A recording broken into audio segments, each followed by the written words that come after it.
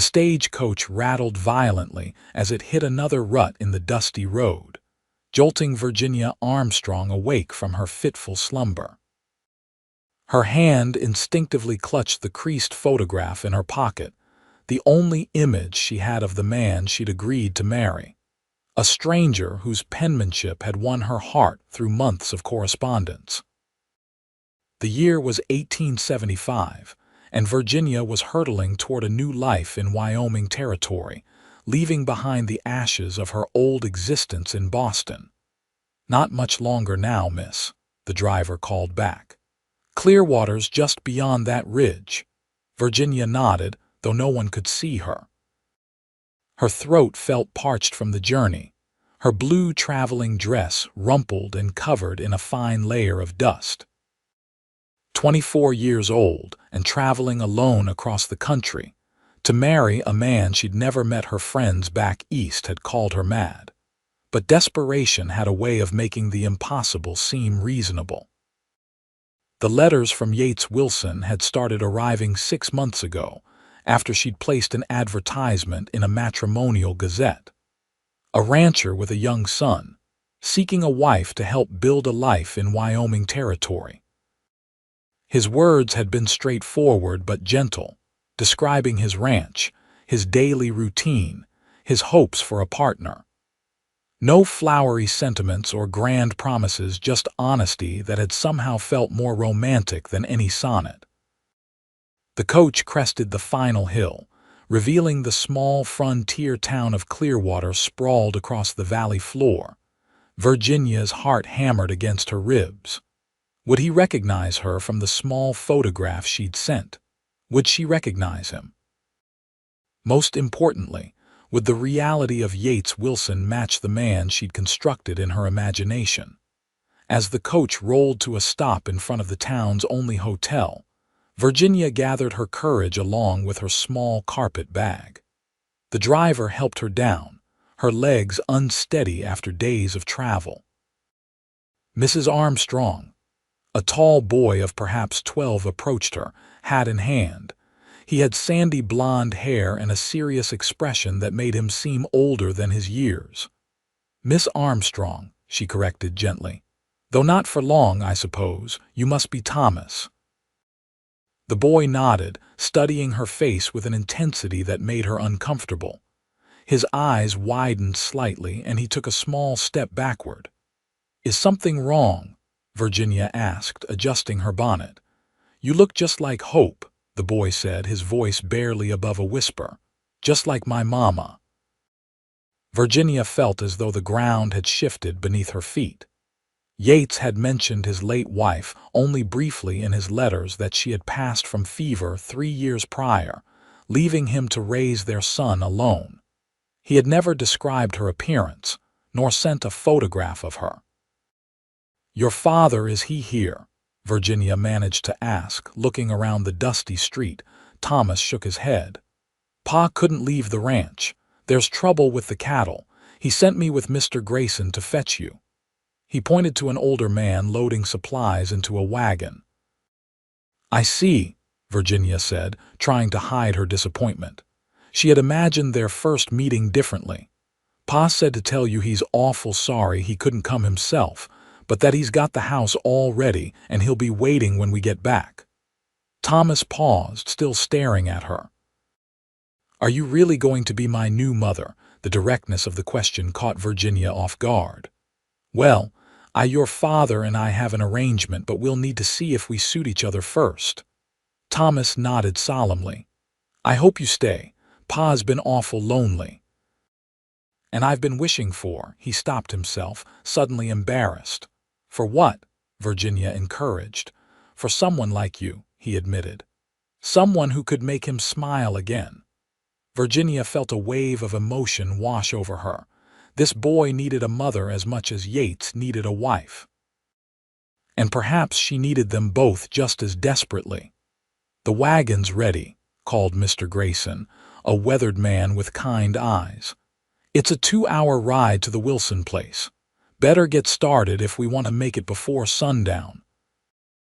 As they traveled through the rolling grasslands, Virginia absorbed everything she could about her new home. The endless blue sky stretched to touch the distant mountains, while tall grasses swayed like a golden sea. So different from the crowded streets of Boston, where she'd spent her entire life until now. "Pa says you're a schoolteacher," Thomas said as the wagon bumped along. "I was," Virginia confirmed, "for 6 years. We don't have a proper school in Clearwater yet, just Mrs. Pettigrew, who teaches the little ones in her parlor 3 days a week. I've mostly learned from books Pa orders from back east. Perhaps we could continue your education together," Virginia suggested. "I brought some of my favorite books with me." This earned her the first genuine smile she'd seen from the boy. "I'd like that, Miss Armstrong. You can call me Virginia if you'd like." Thomas shook his head. "Pa says I should call you Mrs. Wilson once you're married, out of respect." Virginia felt her cheeks warm. The reality of her situation hit her anew in less than a day. She would be married to a stranger and become this boy's stepmother. "There it is," Thomas said suddenly, pointing ahead. "Wilson Ranch." The property came into view as they topped a small rise, a sturdy 2-story house built of logs and stone, a large barn, several outbuildings and corrals containing horses. Smoke curled from the chimney, and lanterns were being lit as dusk approached. It was neither as grand as she had feared nor as humble as she had worried. It was simply a home, solid and well-maintained. As the wagon rolled to a stop in the yard, the front door opened.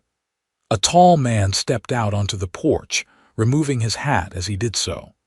Virginia felt her breath catch. Yates Wilson was not what she had expected. The photograph she carried was several years old, she realized immediately. The man before her was perhaps 35, with sun-darkened skin and light brown hair that curled slightly where it touched his collar. His face was leaner than in the picture, with lines at the corners of his eyes that spoke of both laughter and hardship. He wore simple clothes, a blue shirt, dark trousers, and boots that had seen many miles. "Miss Armstrong," he said, his voice deep and steady as he approached the wagon. "Welcome to Clearwater." He offered his hand to help her down, his touch warm and solid. "Mr. Wilson," she replied, finding herself suddenly shy despite months of intimate correspondence. Standing before him now, she felt like a stranger. "You must be exhausted from your journey," he said, his eyes a clear, striking blue taking in her travel-worn appearance. "Thomas and I have prepared a room for you. You can rest and refresh yourself before supper." "Thank you," Virginia said, grateful for his consideration. "It has been a long journey." "Longer than just the miles, I expect," Yates said quietly, and something in his understanding gaze told her he knew exactly what she had left behind. Thomas hovered nearby, still watching her with that strange intensity. "Pa, doesn't she look just like the painting of Mama? The one in your room?" An uncomfortable silence fell. Yates cleared his throat. "Thomas, help Mr. Grayson unload Miss Armstrong's trunks." His voice was gentle but firm, leaving no room for argument. Thomas reluctantly obeyed, but not before giving Virginia another long look. "I apologize for my son," Yates said as he guided her toward the house. "He was very young when his mother passed. I fear the memory he has of her comes mostly from a portrait I commissioned shortly before her illness." Virginia nodded, unsure how to respond. "He seems like a thoughtful boy. Too thoughtful sometimes," Yates said with a small smile. "He sees things others might miss." Inside, the house was surprisingly comfortable. Simple furniture, clean floors, curtains at the windows. Not the rough bachelor quarters she had half expected. "Mrs. Fowler from town comes twice a week to help with the heavier cleaning," Yates explained, noticing her surprise. "And Thomas and I do our best in between." He showed her to a small but pleasant bedroom on the second floor. This will be yours, he stopped, coloring slightly. That is, until we're married. Then, of course, arrangements would change, but there's no rush for that. I want you to be comfortable here first. Virginia appreciated his consideration. Many mail-order marriages were performed immediately upon the bride's arrival, with no time for either party to reconsider. Thank you, Mr. Wilson. I would appreciate some time to settle in. He nodded, seeming relieved. Supper will be ready in an hour. The washroom is at the end of the hall. There's hot water waiting. Left alone, Virginia sank onto the bed, her emotions in turmoil. Everything was happening so quickly. She removed the photograph from her pocket, studying Yates's younger face. The man downstairs was more weathered, his eyes holding shadows that hadn't been present when this image was captured.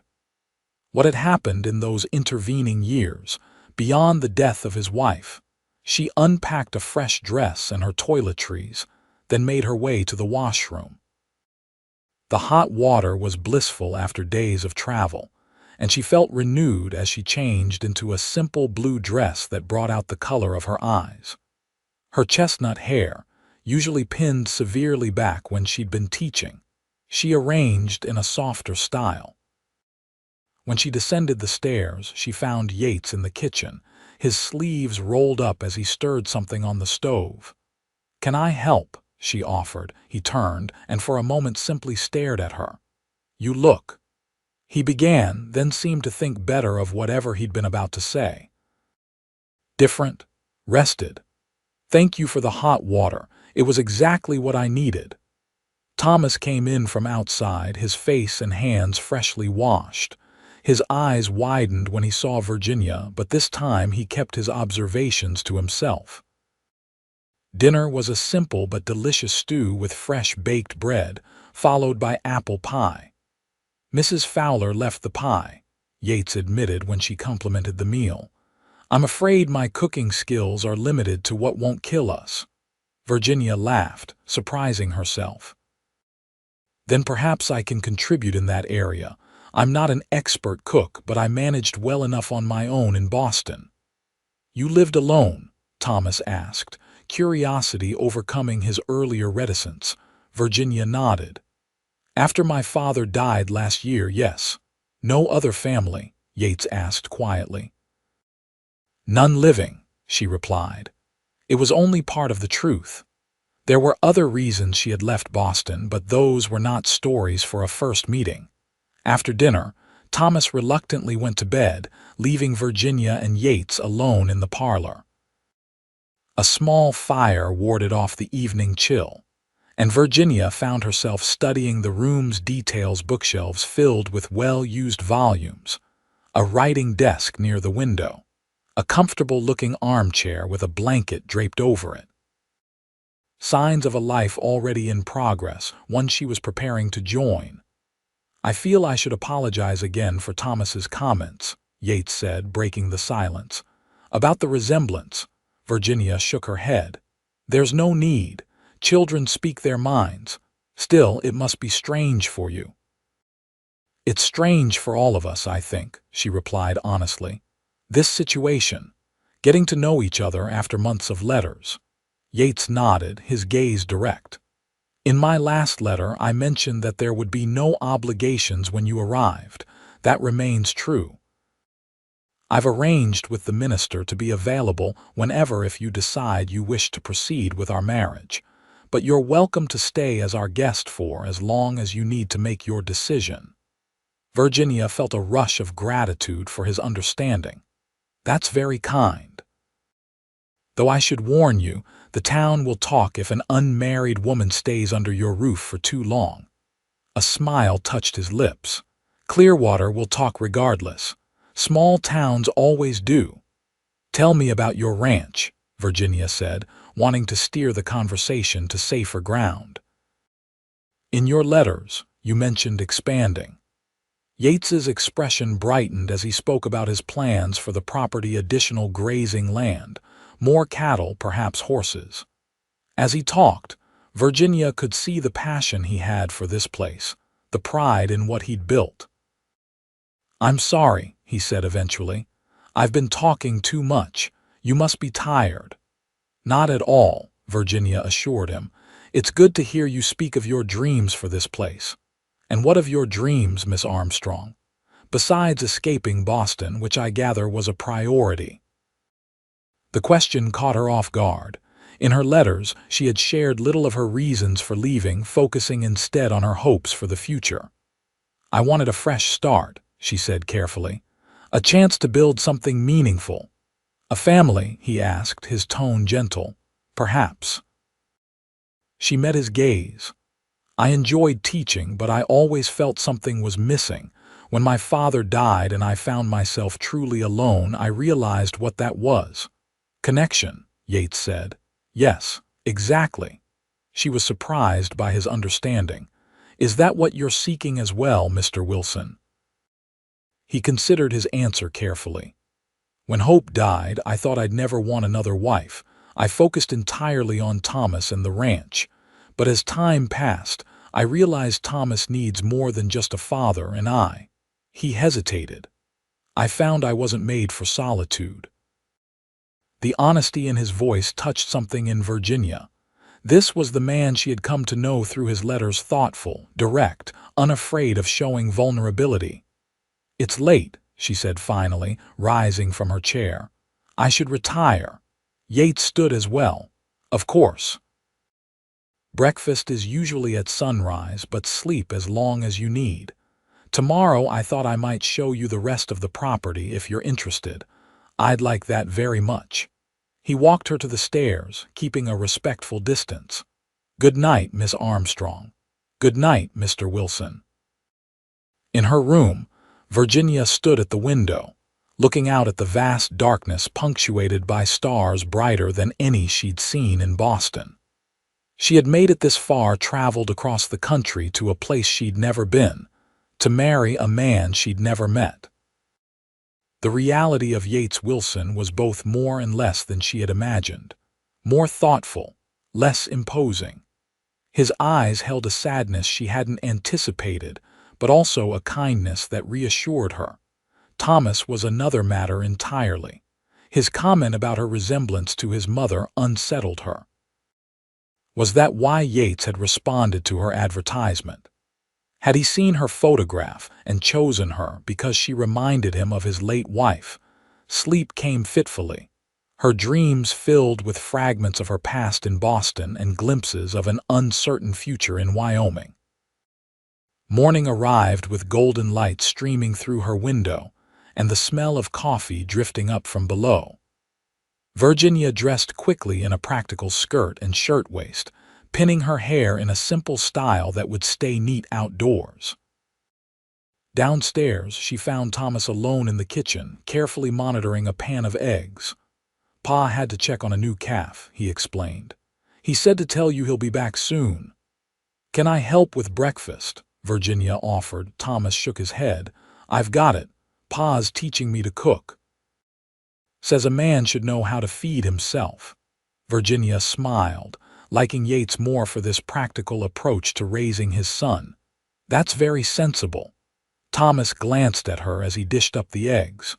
"Are you really going to marry Pa?" Virginia chose her words carefully. "Your father and I have an agreement, but we're taking some time to get to know each other first. It's a big decision for all of us." The boy nodded thoughtfully. "If you do, would you mind if I still keep the painting of my real mother in my room?" The question pierced Virginia's heart. "Of course not, Thomas. I would never want to replace your mother or make you forget her." Relief washed over his face. "Sometimes in town, I hear ladies talking. They say Pa needs a new wife to help him forget." "I think those ladies don't understand grief very well," Virginia said gently. "We don't forget the people we've loved. We just make room in our hearts for new people too." Thomas studied her with those serious eyes. "That's what Pa says. That's why I think you might be good for him. You understand things." The door opened before Virginia could respond, and Yates entered, bringing the scent of morning air and horses with him. He'd clearly been up for hours, but he'd taken the time to clean up before returning to the house. "Good morning," he greeted Virginia. "I see Thomas has taken care of breakfast." "He's done an excellent job," Virginia confirmed, earning a proud smile from the boy. After breakfast, Yates suggested they ride out to see the property. "Thomas has lessons with Mrs. Pettigrew this morning. I'll have him back this afternoon." Virginia hesitated. "I haven't ridden in some time." "Marigold is gentle as a lamb," Yates assured her. "She'll take good care of you." True to his word, the mare he saddled for Virginia was patient and responsive. They rode at an easy pace, with Yates pointing out landmarks and boundaries, explaining his plans for different areas. Virginia was struck by the beauty of the land rolling hills, stands of cottonwood trees along a creek that cut through the property, distant mountains forming a dramatic backdrop. "It's magnificent," she said as they paused atop a rise overlooking the valley. "You've built something wonderful here." "Hope and I started with almost nothing," Yates said, his gaze distant. 10 years of hard work, some luck good and bad." Virginia hesitated, then asked the question that had been on her mind since her arrival. "May I ask about her? Your wife? Thomas mentioned a painting." Yates was quiet for so long that Virginia feared she had overstepped. Finally, he spoke, his voice low. Hope was strong, determined. She was a doctor's daughter from Denver who wanted adventure more than society. We met when I was driving cattle to market. She convinced her father to let her marry me, though he thought she was throwing her life away on a penniless cowboy. "She sounds remarkable," Virginia said softly. She was. Yates turned to look at her directly. "The fever took her in 3 days. Nothing anyone could do. Thomas was 9. "I'm so sorry." "The resemblance Thomas mentioned, it's there, but it's not as strong as he believes. The color of your hair, perhaps the shape of your eyes, but Hope was." He paused. "Different, wilder in some ways. You seem more contained," Virginia suggested. Yates smiled slightly. "I was going to say thoughtful. Did you choose me because I reminded you of her?" The question came out before Virginia could stop it. To her surprise, Yates shook his head firmly. "No, I chose you because your letters were honest, because you spoke of books and ideas, not just household skills. Because you said you wanted a partnership, not just a provider." Virginia felt warmth spread through her chest at his words. "That's what I want, a true partnership." "As do I," he hesitated.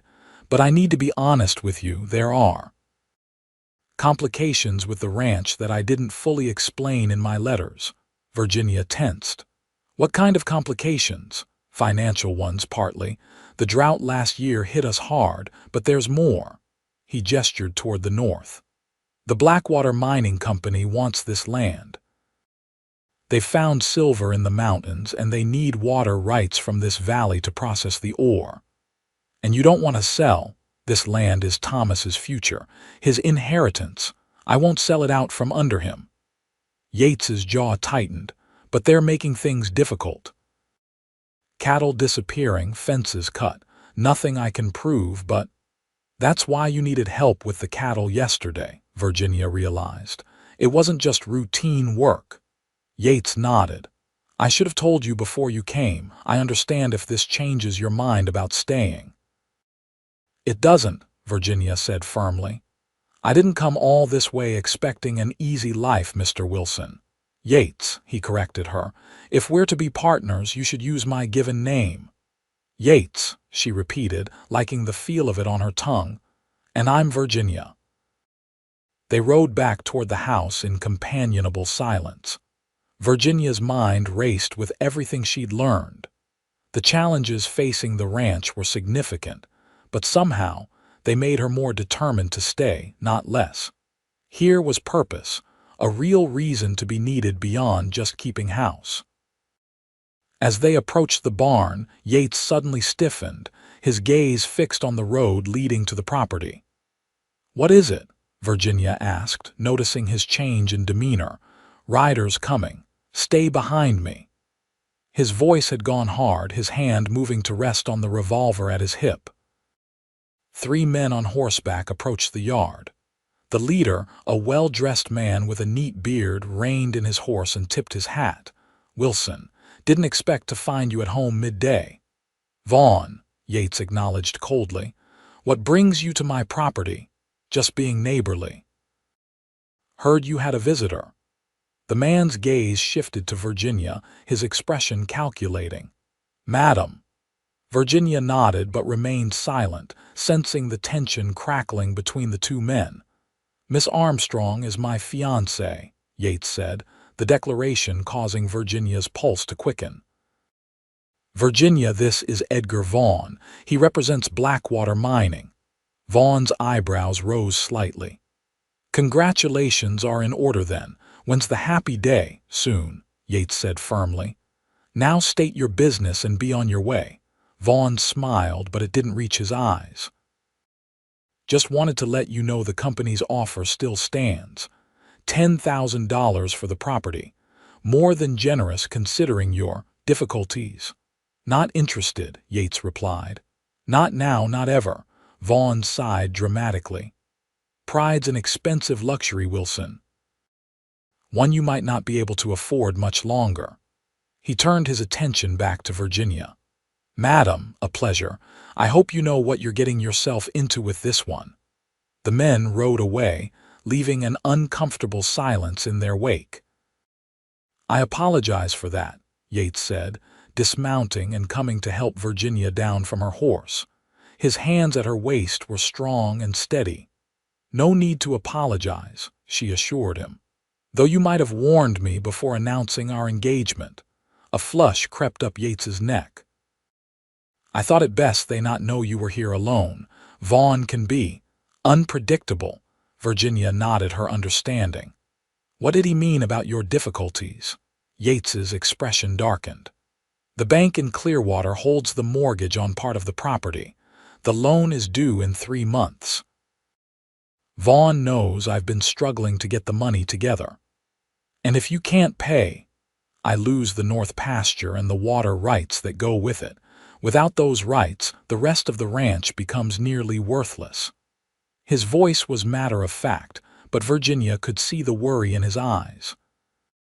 "How much do you need?" $2,000. He ran a hand through his hair. "I have about half saved. The cattle I'm driving to market next month should bring another 500 if prices hold. The rest—" "I have money," Virginia said quietly. "Not a fortune, but enough to help. My father's insurance policy and what I saved from teaching."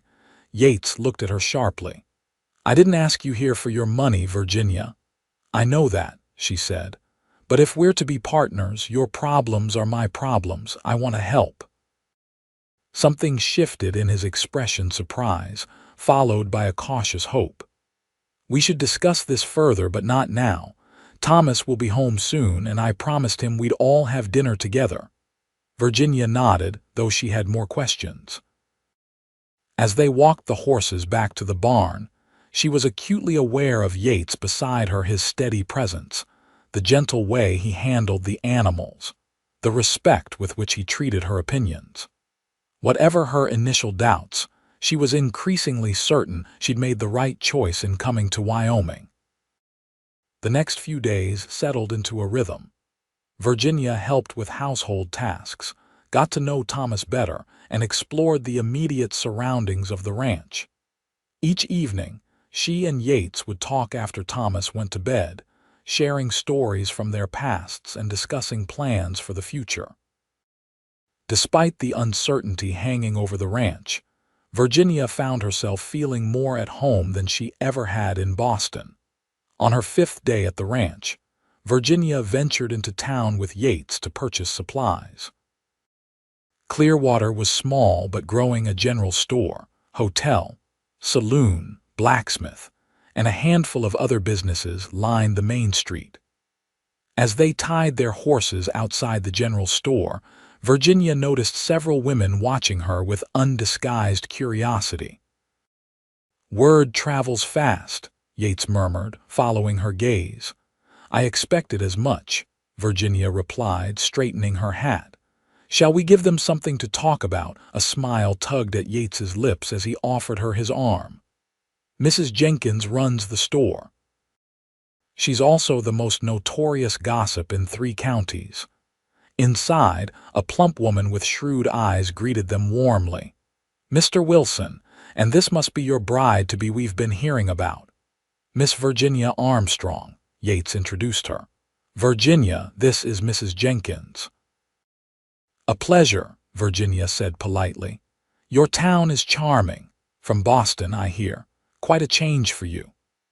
A welcome one, Virginia assured her, aware that her response would be repeated throughout Clearwater before sundown. As they gathered supplies, Virginia could feel Mrs. Jenkins evaluating her, no doubt comparing her to the memory of Hope Wilson. Several other customers entered, each finding transparent excuses to introduce themselves to Virginia. She maintained her composure, answering questions politely but firmly redirecting those that became too personal. You handle them well, Yates observed quietly as they loaded their purchases into the wagon. Like a school teacher managing overeager students, Virginia laughed. Not so different, really. People are curious by nature. They're wondering if you'll stay, Yates said, his voice more serious. This country isn't easy on women. Many go back east after trying frontier life. I'm not many women, Virginia replied, and I have no intention of going back to Boston. There's nothing for me there but painful memories. Yates studied her face. Someday you'll have to tell me what you're running from. Someday, she agreed, but not today. That evening, after Thomas had gone to bed, Virginia found Yates at his desk, frowning over account books. Bad news, she asked, bringing him a cup of coffee. He sighed, accepting the cup gratefully. Not worse than before, just trying to see if there's anything I've overlooked. Virginia sat in the chair opposite him. Yates, I want to help. My savings could make the difference. He looked up, his expression troubled. If we were already married, that would be one thing, but we're not. I can't take your money, Virginia. Then let's get married, she said, the words surprising even herself with their directness. Yates stared at her, his blue eyes widening. Are you certain? It's only been a few days. I knew your character from your letters. Being here has only confirmed what I already believed, that you're a good man, a loving father, and someone I could build a life with. Virginia met his gaze steadily. I don't expect romance, Yates. I came here for partnership, and that's what you've offered. You deserve romance, he said quietly. Perhaps we both do, she replied. But right now we need practicality. Marriage would solve several problems at once: the financial issues, the town gossip, my position here. Yates set down his pen. I won't deny the practical benefits, but marriage should be more than a business arrangement, Virginia. It will be, she said confidently. We respect each other. We share values and goals. The rest can grow with time.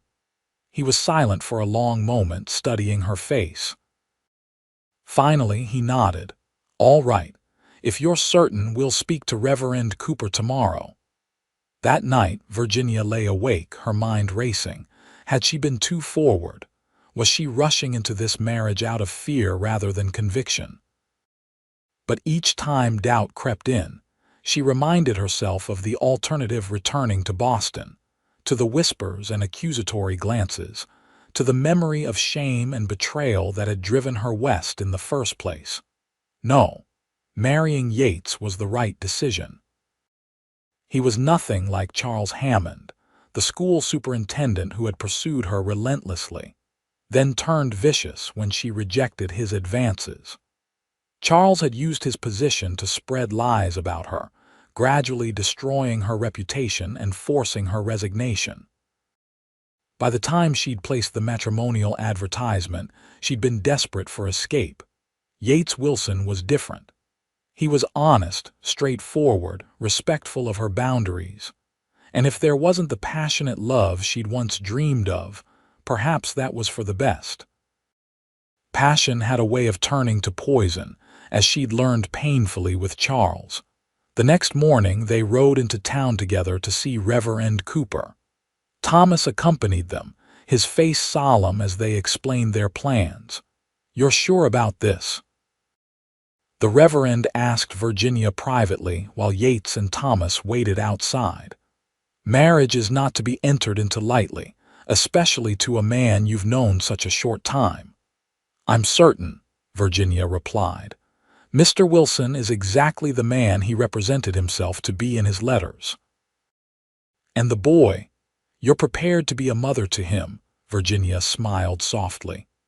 "Thomas is a wonderful child. Being his mother would be an honor, not a burden." The Reverend nodded, apparently satisfied. "Very well. I can perform the ceremony on Sunday after services, if that suits." Sunday was just 3 days away. Virginia felt a flutter of nervousness but nodded her agreement. That would be perfect. When they returned to the ranch, Thomas was uncharacteristically quiet. As Yates went to check on the cattle, Virginia found the boy sitting alone on the porch steps. "Would you like to talk about it?" she asked, sitting beside him. Thomas picked at a splinter in the wooden step. "Are you marrying Pa because of me?" The question caught her off guard. "What do you mean?" I heard Mrs. Fowler telling her sister that mail-order brides only come for the land or the money, that they don't really want to be mothers to another woman's children. Virginia felt a surge of protectiveness toward this serious, vulnerable boy. "Thomas, look at me." She waited until he met her eyes. "I came here to marry your father because his letters showed me he was a good, honest man. Being your stepmother isn't a burden, it's a privilege I hope to earn." "Really?" Hope flickered in his eyes. "Really," she confirmed. "In fact, I've brought something I thought we might enjoy together." She reached into her pocket and withdrew a small, worn volume.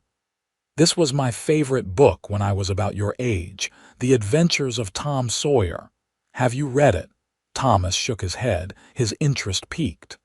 "Perhaps we could read it together in the evenings, a chapter each night." The boy's face lit up. "I'd like that." That evening, after supper, Virginia kept her promise, reading the first chapter while Thomas listened, enthralled. Yates sat nearby, ostensibly reviewing papers, but Virginia noticed he was listening just as intently as his son. The next few days passed in a blur of preparation. Mrs. Fowler came to help clean the house thoroughly, bringing with her a dress she'd altered for Virginia to wear for the wedding. "It was my daughter's," she explained. "She's moved to Denver now with her husband. It's not fancy, but it's proper for a bride."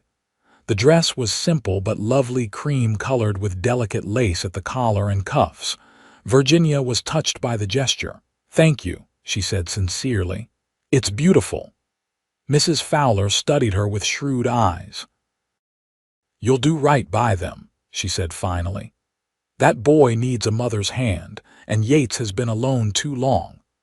On Sunday morning, Virginia dressed carefully, her hands trembling slightly as she fastened the buttons on Mrs. Fowler's dress. Her reflection in the small mirror showed a woman both familiar and strange, the same chestnut hair and blue eyes, but with a determination in her expression that hadn't been there in Boston. Thomas knocked on her door, looking uncomfortable but handsome in his best clothes. "Pa sent me to see if you're ready," he said. "The wagon's out front." Virginia took a deep breath. "I'm ready." Downstairs, Yates waited, wearing a clean shirt and his least worn trousers. He'd trimmed his hair and beard, and the sight of him tall and steady calmed Virginia's nerves. "You look beautiful," he said simply, offering her a small bouquet of wildflowers. "Thomas gathered these this morning." "Thank you," she said, taking the flowers. "Both of you." The church in Clearwater was small but well-maintained. As they entered, Virginia was surprised to see several people already seated in the pews: Mrs. Jenkins and her husband, the blacksmith and his family, Mr. Grayson, who had helped bring her from the stagecoach, and several others she hadn't yet met. "Word gets around," Yates murmured, looking slightly embarrassed. Reverend Cooper conducted a simple ceremony. Virginia spoke her vows clearly, looking into Yates's eyes as she promised to love, honor, and cherish him. When Yates slid a plain gold band onto her finger Hope's ring, he'd explained earlier, if she didn't mind wearing it, Virginia felt a sense of rightness settle over her. "I now pronounce you man and wife," the Reverend declared. "You may kiss your bride." Yates hesitated, then leaned forward to place a gentle, chaste kiss on Virginia's lips. Brief as it was, Virginia felt an unexpected warmth spread through her. The small congregation applauded, and Thomas stepped forward to stand beside them, completing the family picture. As they turned to walk back down the aisle, Virginia caught sight of Edgar Vaughn standing at the back of the church, his expression unreadable. Outside, their neighbors offered congratulations and well wishes. Mrs. Jenkins had organized a small reception with cake and punch in the church hall, and Virginia found herself surrounded by women eager to welcome her to the community. "Don't let Vaughn bother you, Mrs. Fowler said quietly, noticing Virginia's gaze drift to where the mining representative stood talking with some of the men. "He's been trying to buy up half the valley, not just Yates's place." "Why is he so determined?" Virginia asked. "Silver's been discovered in the northern hills. Blackwater mining needs water for their operations, and the creek that runs through Yates's property is the most reliable source for miles." Virginia absorbed this information, understanding better why the company was putting such pressure on her new husband. Later, as they prepared to leave, Vaughn approached them directly. "Congratulations on your nuptials," he said smoothly. "Mrs. Wilson, a pleasure to meet you properly." "Mr. Vaughn," Virginia acknowledged coolly. "I hope you'll reconsider our offer," he continued, addressing Yates. $10,000 would provide a comfortable new start for your expanded family." "My answer hasn't changed," Yates replied firmly. "This land stays in the Wilson family." Vaughn's smile hardened. "Family land is only valuable if you can keep it." "I understand the bank's deadline is approaching. Would be a shame if something happened to those cattle you're counting on for the mortgage payment." The threat was thinly veiled. Virginia felt Yates tense beside her. "Is that a threat, Vaughn?" Yates asked quietly. "Just an observation about the uncertainty of ranching." Vaughn tipped his hat. "Good day to you both." As they drove home in the wagon, Thomas chattering excitedly about the cake and the well wishes, Virginia observed her new husband's troubled expression. "We'll find a way," she said quietly, placing her hand over his on the reins. Yates glanced at her, surprise giving way to something warmer. "Together," he agreed. That evening, after a celebratory dinner, Thomas went to bed early, worn out from the excitement of the day. Virginia found herself alone with Yates, her husband, for the first time since the ceremony. "I've moved my things to the main bedroom," he said, seeming slightly uncomfortable. "But I can sleep in the spare room if you prefer, until you're ready." Virginia appreciated his consideration but shook her head. "We're married now, Yates. I'm not afraid to share a room with you." His eyes met hers, searching. "I don't want to rush you. This has all happened very quickly." "Life happens quickly sometimes," she replied. "I made my choice with open eyes." Later, as they prepared for bed, Virginia felt a flutter of nervousness. Her nightdress, though modest, suddenly seemed revealing. Yates, sensing her discomfort, turned his back to give her privacy as she changed. When they finally lay side by side in the darkness, a careful distance between them, Virginia found herself acutely aware of his presence, the sound of his breathing, the warmth radiating from his body. "Virginia," he said softly, "I want you to know something. I may not have courted you properly, but I will be a good husband to you. I promise you that." She turned toward him, able to make out his profile in the dim moonlight filtering through the curtains. "I believe you, and I will be a good wife to you, Yates." His hand found hers under the covers, his fingers intertwining with hers. "Sleep well, Mrs. Wilson." "Good night, Mr. Wilson," she replied, a smile in her voice. Despite the unfamiliarity of the situation, Virginia fell asleep quickly, comforted by Yates's steady presence beside her. The next morning brought a return to routine, though everything felt different now. Virginia was no longer a guest, but the mistress of the household. As she prepared breakfast, she felt a sense of ownership and purpose that had been missing in her life for too long. Yates came in from the barn, stopping short when he saw her at the stove. "You didn't have to get up so early." "I wanted to," she replied, pouring him coffee. "I thought we could discuss the financial situation after breakfast." He nodded, accepting the cup with a grateful smile. "I need to be straight with you, Virginia. Things are tighter than I let on initially. Even with a good price for the cattle, we'll still be short for the mortgage payment." "How much will we need?" "About $700, if nothing else goes wrong." He ran a hand through his hair. "I've considered selling some of the horses, but good stock is hard to replace." Virginia took a deep breath. "I have nearly $1,000, my father's insurance money and my savings." Yates stared at her in disbelief. "That much? I lived simply in Boston," she explained. "And teaching paid reasonably well." He shook his head slowly. "I can't ask you to give up your security. That money is your safety net." "It's our safety net now," Virginia corrected him. "And I'd rather use it to secure our home than hold on to it out of fear." The look Yates gave her was filled with something she couldn't quite name: gratitude, admiration, and perhaps something deeper. "Thank you," he said simply. "We'll pay the mortgage and use what's left to improve the ranch, make it more profitable so we're never in this position again." Thomas came downstairs then, rubbing sleep from his eyes. "Are we still going to read more of Tom Sawyer tonight?" he asked Virginia. "Absolutely," she promised. "I wouldn't miss it." The next week settled into a new rhythm. Virginia took over management of the household accounts, applying the same meticulous attention she'd once given to her classroom ledgers. She was surprised to find how much she enjoyed the work making the ranch more efficient, finding small ways to save or earn extra money. Yates noticed her efforts. "You have a good head for business," he observed one evening as she balanced the books. "My father was a businessman," Virginia explained. "He taught me the importance of careful accounting." "What did he think of you becoming a teacher instead of following in his footsteps?"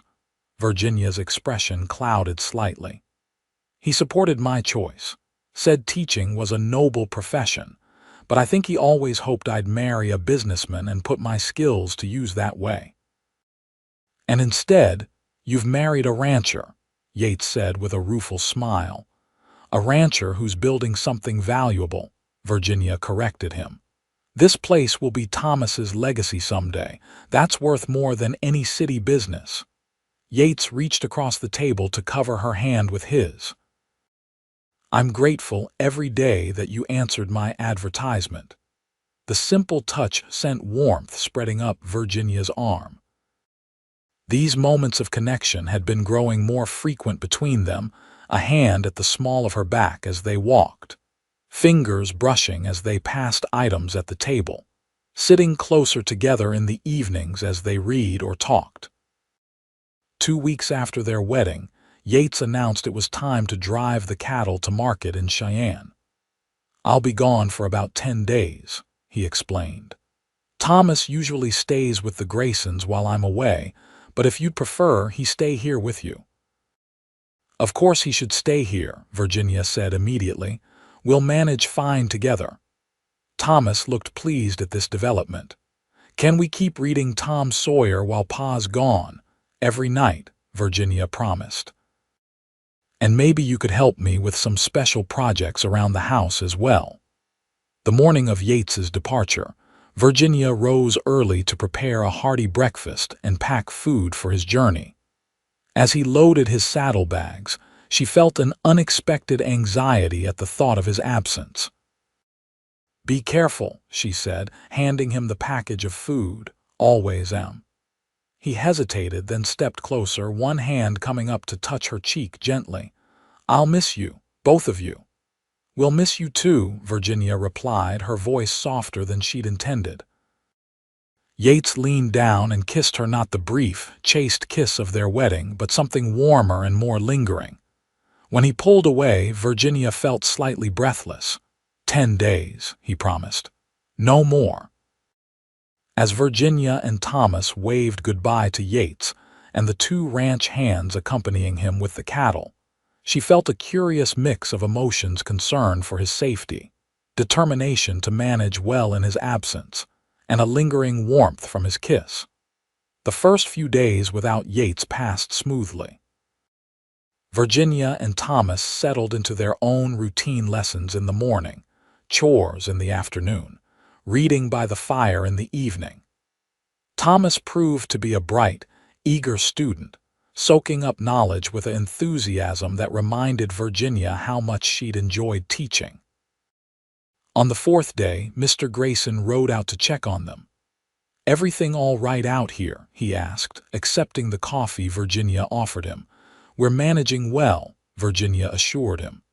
"Has there been any word from the cattle drive?" "Not yet, but that's normal." "They should reach Cheyenne tomorrow or the next day," he hesitated. "Mrs. Wilson, I should warn you, there's been talk in town. Vaughn's been hiring men rough sorts, not local." Virginia felt a chill of apprehension. "What for?" "Nobody knows for certain, but with Yates gone." He left the implication hanging. "You think they might try something with the ranch?" Grayson shrugged. "Just wanted you to be aware. Keep the doors locked at night, and if you need anything, send Thomas for me right away." After he left, Virginia checked the rifle Yates kept over the fireplace, making sure it was loaded as he'd shown her before he left. She didn't share these precautions with Thomas, not wanting to frighten him, but she found herself listening more carefully to the night sounds around the ranch. 2 nights later, Virginia was awakened by the sound of horses in the yard. She rose quickly, pulling on a robe and grabbing the rifle before going to the window. In the moonlight, she could make out 3 riders circling the barn. Heart pounding, she hurried to Thomas's room.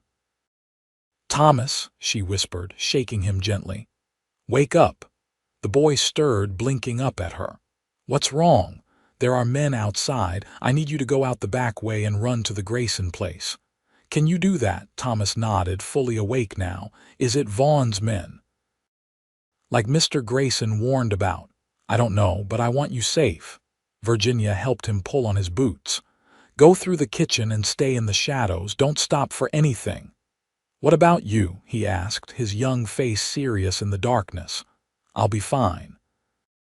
I just need to make sure they don't damage anything before help arrives." She gave him a quick hug. "Be careful. Go now." After Thomas slipped out, Virginia positioned herself at the front window with the rifle. The men had dismounted and were approaching the barn with lanterns. One carried what looked like a can of kerosene. They meant to burn the barn with all the horses and winter hay inside. Without thinking, Virginia threw open the front door and stepped onto the porch, rifle raised. "Stop right there," she called, her voice steadier than she felt. The men froze, turning toward her voice. "This is private property," Virginia continued. "Leave now or I'll shoot." One of the men laughed. "Look here, boys. Wilson's mail-order bride thinks she's Annie Oakley." "I don't have to be Annie Oakley to hit a target as big as a barn door," Virginia retorted, raising the rifle to her shoulder the way Yates had shown her. She fired a warning shot into the air. The men scattered, cursing. "Crazy woman." "Next one won't be a warning," Virginia called. "Drop the kerosene and get off this property." For a tense moment, she thought they might rush her. Then the sound of approaching horses came from the direction of the Grayson farm. The intruders hesitated, then ran for their own mounts, disappearing into the night just as Mr. Grayson and two other men rode into the yard. "Mrs. Wilson," Thomas said there was trouble. Virginia lowered the rifle, suddenly aware of how badly her hands were shaking. They were going to burn the barn. Mr. Grayson dismounted quickly, coming to her side. "Are you hurt?" "No, they didn't get the chance to do anything." She took a deep breath. "Where's Thomas?" "Safe with my wife. I'll send one of the boys to fetch him back now that the danger's past." Virginia nodded gratefully. "Thank you for coming so quickly." "Those were Vaughn's men," one of the other riders said grimly.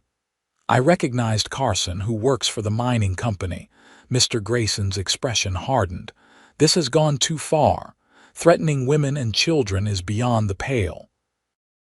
We need to send word to the sheriff in the morning." Virginia agreed, though she doubted what good it would do. Without proof, it would be their word against Vaughn's, and mining companies had influence with local law enforcement. Thomas returned, running to Virginia and hugging her tightly. "I was so scared for you." "I'm fine," she assured him, stroking his hair. "Thanks to your quick action getting help."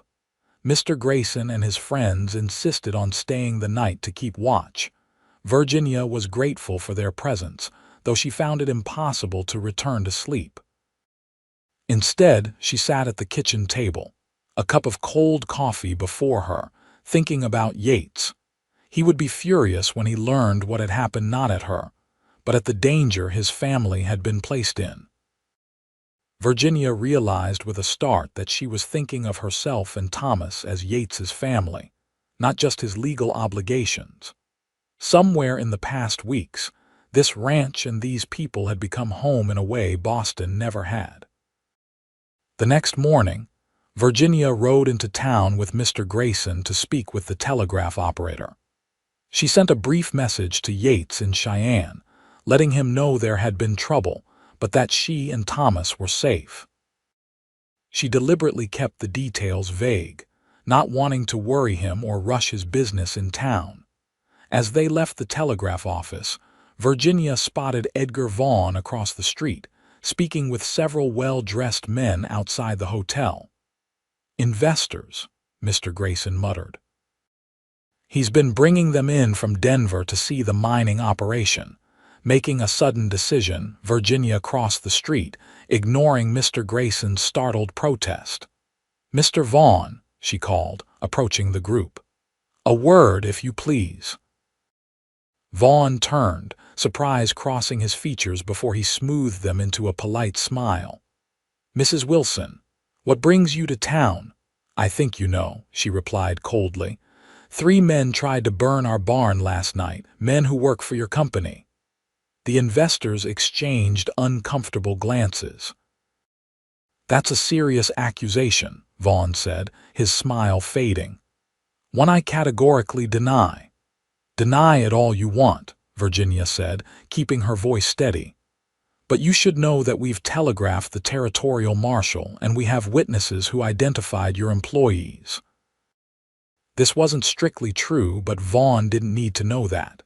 "Mrs. Wilson, I understand you're upset." "No, you don't understand," Virginia interrupted.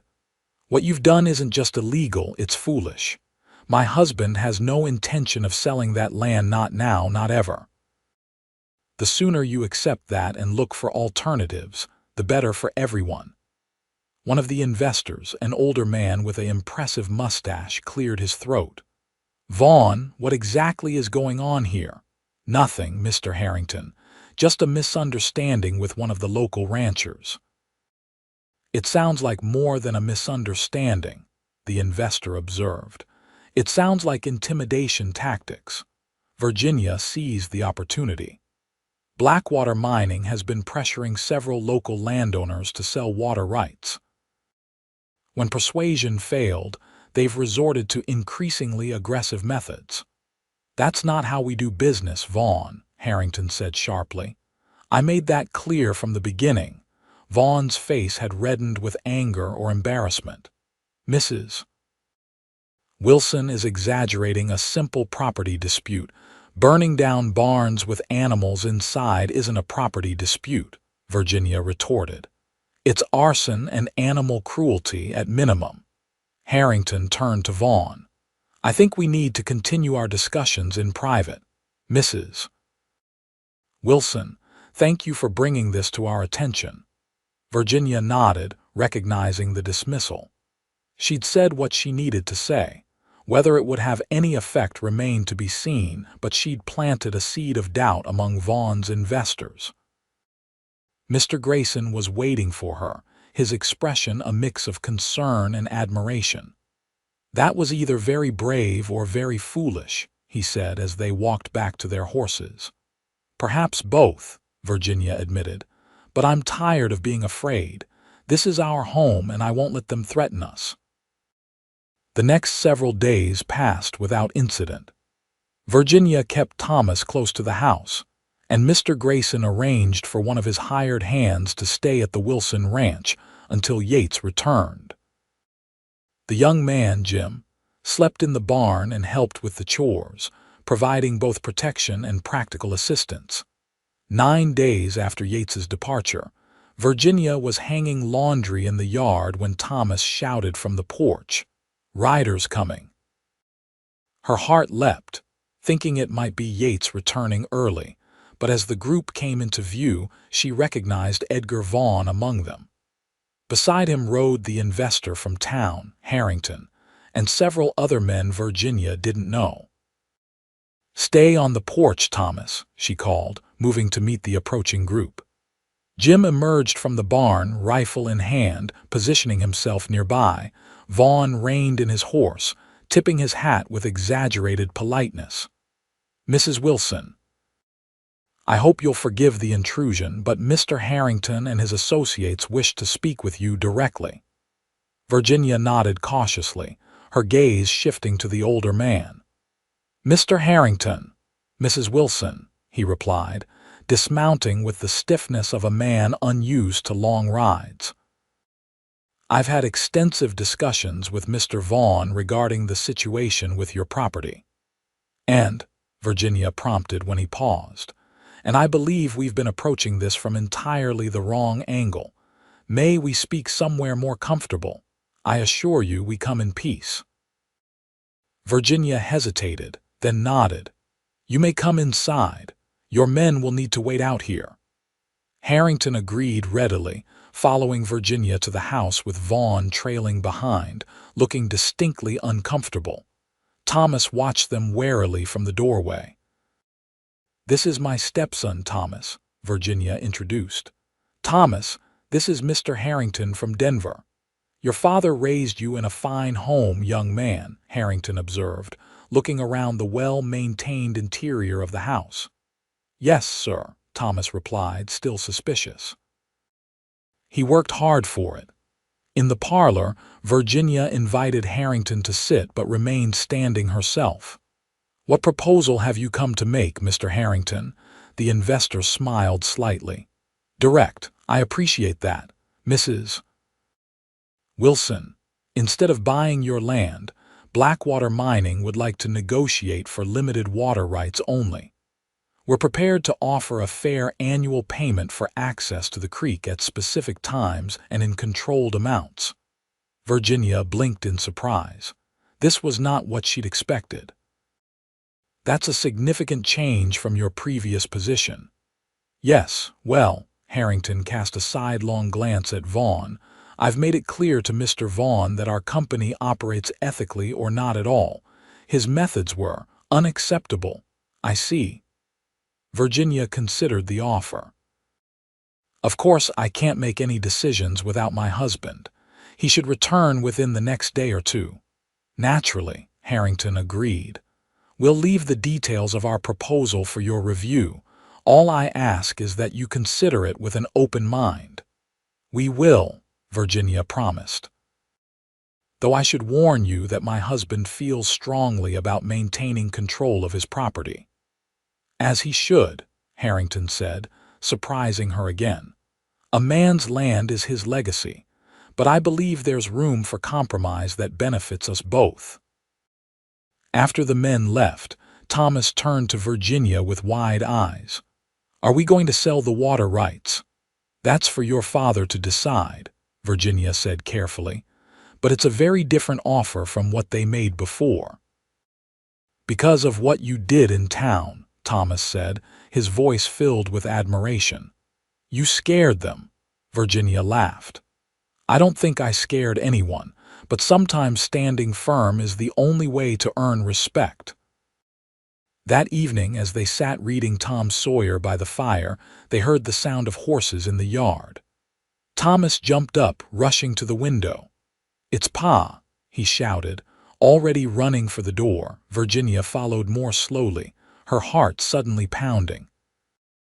After nearly 2 weeks apart, she found herself nervous about seeing Yates again. He was dismounting when she reached the porch, his face weary but breaking into a smile when he saw them. Thomas reached him first, launching himself into his father's arms with uninhibited joy. Whoa there, Yates laughed, hugging his son tightly. Careful, or you'll knock us both over. His eyes found Virginia over Thomas's head, and something in his gaze made her breath catch. He set Thomas down and approached the porch, removing his hat as he climbed the steps. Virginia, he said simply. Welcome home, she replied, suddenly shy. Yates stepped closer, hesitating only briefly before pulling her into his arms.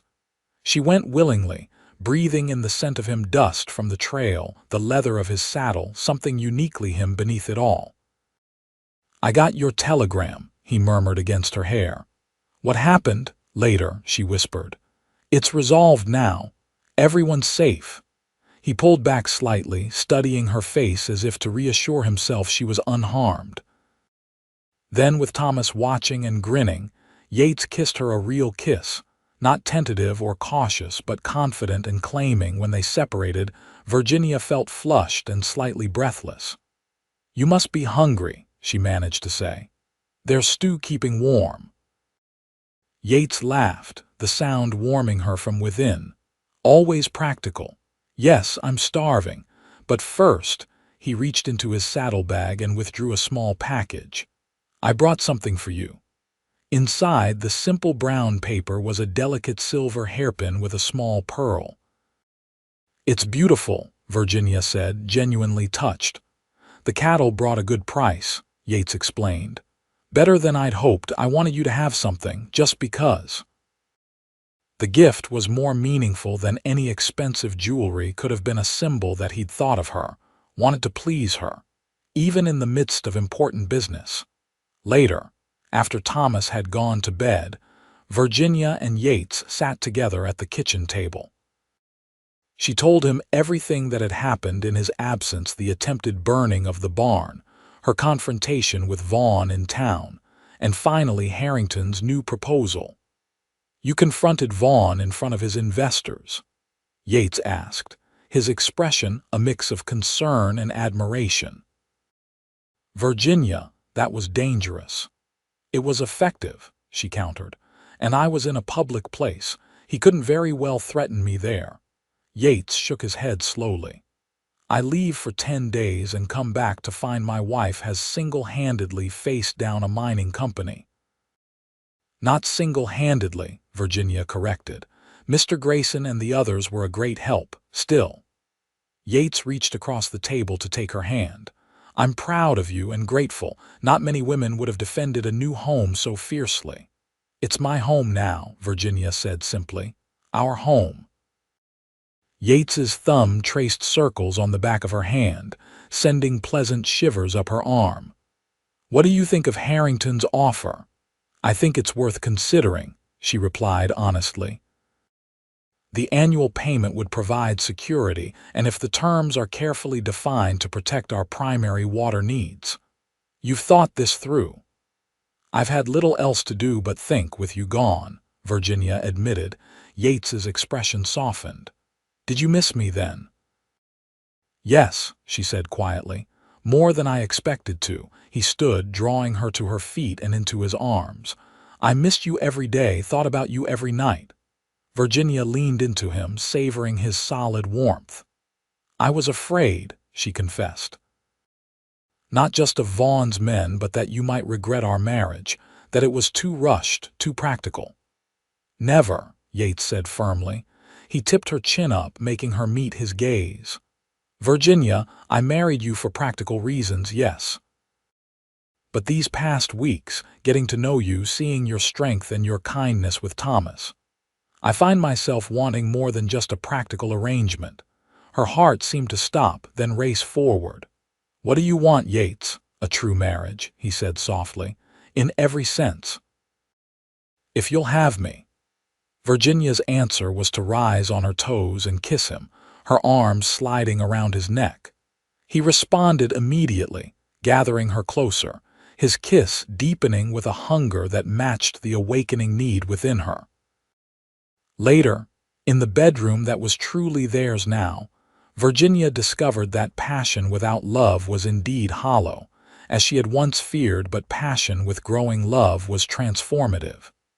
Yates was gentle, patient, attentive to her responses. When they finally lay tangled together in the aftermath, Virginia felt as though something fundamental had shifted between them. I never expected this, she whispered, her head resting on his chest, his heartbeat steady beneath her ear. What? Yates asked, his fingers tracing idle patterns on her bare shoulder, to find love again, to want to. He went still beneath her. Love, Virginia raised herself on one elbow to look at him. Is that word too soon, too much? Yates's hand came up to cup her cheek. Not too soon. Not nearly enough. He drew her down for a tender kiss. I love you, Virginia Wilson. I think I started falling in love with you from your first letter, but I didn't dare hope you might come to love me too. The following morning, Virginia woke to sunlight streaming through the curtains and the unfamiliar but welcome weight of Yates's arm around her waist. She lay still, savoring the moment, until the sounds of Thomas moving around downstairs reminded her of her responsibilities. Carefully extracting herself from Yates's embrace, she dressed and went downstairs to find Thomas attempting to prepare breakfast. I wanted to let you and Pa sleep, he explained, looking slightly guilty as he stood amid the chaos of flour and eggshells. Virginia smiled, touched by his thoughtfulness. Thank you, Thomas. That was very kind. Shall we finish it together? As they worked side by side, Thomas seemed to be gathering his courage for something. Finally, he blurted out, Are you going to stay now? For good, Virginia paused in her mixing. Of course I am. I'm married to your father. But lots of mail-order brides leave, Thomas persisted. Billy Haskins's new mother left after just 2 months, said she couldn't stand Wyoming and went back east. Understanding dawned. Despite everything they'd been through together, Thomas still harbored fears that she would abandon them. Thomas, Virginia said gently, I'm not going anywhere. This is my home now. You and your father are my family. The boy looked at her with those serious eyes that saw too much. Do you love Pa? The directness of the question didn't surprise her this time. Yes, I do, very much. And do you maybe love me a little bit too? His voice was small, vulnerable in a way that broke her heart. Virginia set down the bowl and knelt to be at eye level with him. Thomas Wilson, I love you exactly as if you were my own son. Nothing will ever change that. The boy's face crumpled slightly, and he threw his arms around her neck in a fierce hug. I love you too, he whispered. I'm glad you came to marry Pa, even though you'd never met him. So am I, Virginia said, holding him close. It was the best decision I ever made. What was? Yates asked from the doorway, his hair still rumpled from sleep. Thomas pulled back from Virginia, slightly embarrassed but smiling. Virginia says she loves us and she's never leaving. Is that so? Yates asked, his eyes warm as they met Virginia's. It's so, she confirmed, rising to her feet. You're stuck with me, I'm afraid. What a terrible fate, he teased, coming to drop a kiss on her forehead. Stuck with the most beautiful, intelligent, brave woman in Wyoming territory. Thomas made a face at their display of affection, but his eyes shone with happiness. Over the next few weeks, they settled into their new reality as a true family. Yates met with Harrington and negotiated favorable terms for limited water rights, securing both the ranch's future and a steady income from the mining company. Vaughn was transferred to another operation, much to everyone's relief. Summer turned to fall, bringing with it a rich golden light that bathed the ranch in warmth. Virginia expanded the vegetable garden and learned to preserve the harvest for winter. Thomas thrived under her tutelage, his natural intelligence flourishing with regular lessons. And Yates blossomed in ways Virginia hadn't anticipated. The worried crease between his brows appeared less frequently. He laughed more, sang sometimes as he worked, and looked at Virginia with an openness that made her heart swell. One evening in late September, as they sat on the porch watching the sunset paint the sky in spectacular colors, Virginia shared the news she'd been keeping to herself for the past week. "I visited Dr. Williams in town yesterday," she said, her fingers laced with Yates's. He turned to her immediately, concern in his eyes. "Are you unwell?" "Just the opposite," Virginia smiled. "I'm with child." Yates stared at her for a long moment, then let out a whoop of joy that startled the chickens in the nearby yard. He pulled her from her chair into his lap, kissing her soundly. "When?" he asked when they finally broke apart. "Early spring, the doctor thinks. March, perhaps." Yates placed his hand reverently on her still flat stomach. "A baby," he said wonderingly. "Our baby. Should we tell Thomas now?" Virginia asked. "Or wait a bit longer?" "Now," Yates decided. He should have time to get used to the idea of being a big brother. Thomas took the news with characteristic seriousness at first, asking practical questions about where the baby would sleep and whether it would cry all night. But as the reality sank in, his excitement grew, especially when Virginia suggested he could help choose a name. That night, as Virginia lay in Yates's arms, she reflected on the incredible journey that had brought her here. 6 months ago, she had been a disgraced schoolteacher, fleeing scandal and heartbreak in Boston. Now she was a wife, a mother to Thomas, and soon to be mother to another child, building a life on this beautiful, challenging land. "What are you thinking about?" Yates asked, his voice rumbling beneath her ear. "How strange life is," she replied. "How the worst moments can lead to the best ones if you're brave enough to keep going." Yates pressed a kiss to her temple. "I thank God every day that you were brave enough to come west. To marry a man you'd never met. A man who turned out to be everything his letters promised and more," Virginia said, snuggling closer. "I'd travel twice the distance for what we've found together." "And what's that, Mrs. Wilson?" Yates asked, though the tenderness in his voice suggested he already knew the answer. "Home," Virginia said simply. "Love, family, everything that matters." Outside, the stars emerged one by one in the vast Wyoming sky, bearing witness to the miracle of 2 lives that had found each other against all odds, a cowboy and the woman who had traveled across a continent to marry him, unaware that she was walking toward not just a new beginning, but a great love that would sustain them through all the seasons to come.